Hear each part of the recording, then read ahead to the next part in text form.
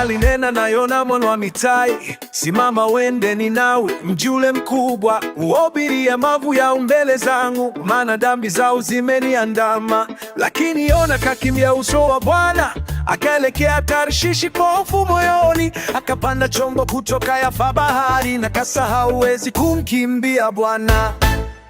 Yona, usikimbie sauti ya Bwana. Kazi uliopangiwa ni kwa wokovu wa watu. Rejea kwa njia ya haki. Bwana ni mwenye rehema na huruma. Bahari kachafuka, dhoruba kali kaja, watu wakalia kwa miungu ya ubure. Yona kalala usingizi ndani ya chombo, lakini hatia ilikuwa ndani yake. Wakamwamsha, wakapiga kura juu yake. Kura ikaangukia mtumishi wa Bwana, akasema, mitupeni ndani ya mawimbi. Ndipo bahari tatulia mbele. Yona, usikimbie sauti ya Bwana. Kazi uliopangiwa ni kwa wokovu wa watu. Rejea kwa njia ya haki. Bwana ni mwenye rehema na huruma.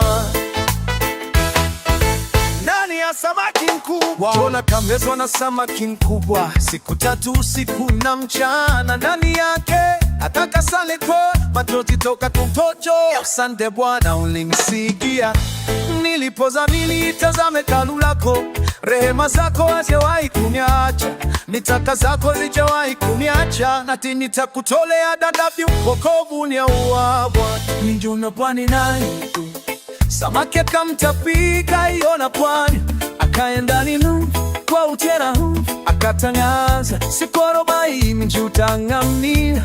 Lakini watu watupamu mioyo yao. Mfalme akavaa nguo za magunia, watu wakaomba rehema kwa Mungu. Bwana aona toba yao ya kweli, akasamehe, hasira ikapita. Watu, sidharau sauti ya Bwana.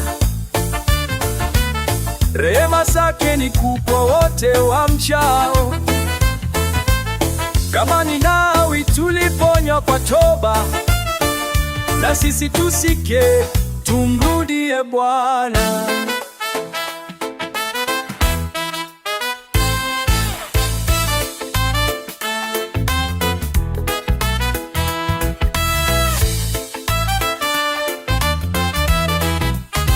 Bwana mwa rehema unayokoa, kama ulivyomwita Yona, tuitikie, tutangaze neno kwa dunia nzima. Ama wokovu ni wa Bwana tu.